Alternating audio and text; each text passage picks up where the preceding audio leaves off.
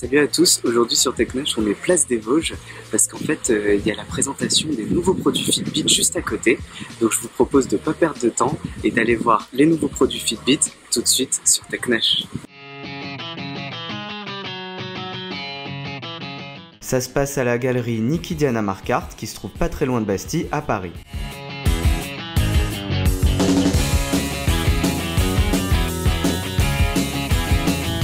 Et le produit star de cette présentation, c'est la Fitbit Ionic qui est la toute nouvelle montre connectée de Fitbit pour les sportifs. Bien sûr, Fitbit nous a rappelé les autres produits de sa gamme et sa nouvelle balance connectée aussi, mais qui était un peu moins mise en avant que la Fitbit Ionic. Dernière star de cette présentation, c'est ces écouteurs sans fil avec un fil, on y reviendra tout à l'heure.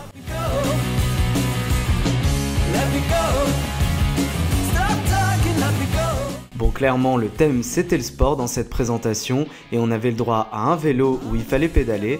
Bon, je l'ai pas essayé, je vous l'avoue, et puis un tapis de course pour les plus courageux d'entre nous. Revenons sur la star de cette présentation et celle qui va faire le bonheur des sportifs, c'est la nouvelle montre connectée de Fitbit que j'ai trouvé vraiment pas mal. On a le droit à un écran couleur de qualité qui peut aller jusqu'à 1000 nits en termes de luminosité, ça veut dire qu'on peut la voir en plein soleil sans aucun souci. Cet écran est tactile pour pouvoir par exemple facilement naviguer dans les applications. Pour l'instant, il n'y a pas beaucoup d'applications, mais le kit de développement a été envoyé aux développeurs et il y en aura de plus en plus dans les mois à venir. Niveau matériel, elle est équipée du tout nouveau capteur Pulse pour le rythme cardiaque et du GPS, et de 3 boutons pour pouvoir la manipuler facilement. Cette Fitbit Ionic prend en charge plusieurs activités de manière automatique, donc on a par exemple le running, le vélo, la natation ou encore la musculation, la fitness, etc. Il y a bien sûr la possibilité de démarrer une activité de manière manuelle, par exemple pour le kickboxing qui n'est pas reconnu automatiquement par la montre. En plus des activités sportives, on peut regarder des vidéos de coaching.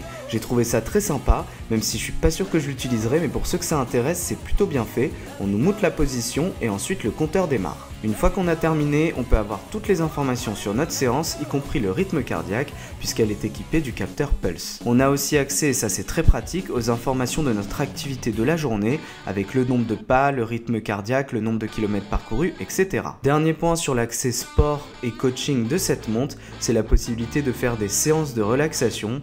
Alors ça, je suis sûr que je l'utiliserai jamais, mais pour ceux que ça intéresse, il paraît que c'est pas mal et que ça permet de diminuer le rythme cardiaque. Autre fonctionnalité de cette montre, c'est le Fitbit Pay qui permet de payer sans contact, donc pour l'instant c'est compatible uniquement avec HSBC et Carrefour Pass. Dernière fonctionnalité très intéressante, c'est l'affichage des notifications comme les textos, les appels ou encore les événements. Niveau prix, il faudra compter 349 € avec un bracelet de petite taille et un bracelet de grande taille, sachant qu'il y a toujours la possibilité d'acheter de nouveaux bracelets. Deuxième star de cette présentation, c'est les Fitbit Flyers qui sont des écouteurs sans fil avec un fil comme on l'a vu tout à l'heure. En réalité, le fil n'est là que pour relier les deux écouteurs, mais le tout est bien sans fil via la technologie Bluetooth. Niveau design, je les ai trouvés très sympas, surtout qu'ils peuvent s'adapter à toutes les oreilles puisqu'il y a plusieurs parties des écouteurs qui sont clipsables et interchangeables. Niveau prix, comptez 129 € pour ces Fitbit Flyers. Un peu moins mise en avant dans cette présentation, c'est la nouvelle balance connectée de Fitbit avec son écran. On peut aussi avoir accès à pas mal d'informations en téléchargeant l'application qui va avec pour suivre sa tendance, contrôler son poids, etc.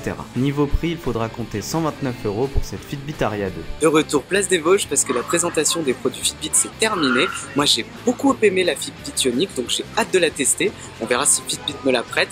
Mais en attendant, vous mettez un pouce vers le haut si vous avez aimé la vidéo. Sinon, vous me le faites savoir en commentaire. La prochaine fois, on aura plus de produits tech et de smartphones. Mais en attendant, je vous dis à bientôt sur TechNash.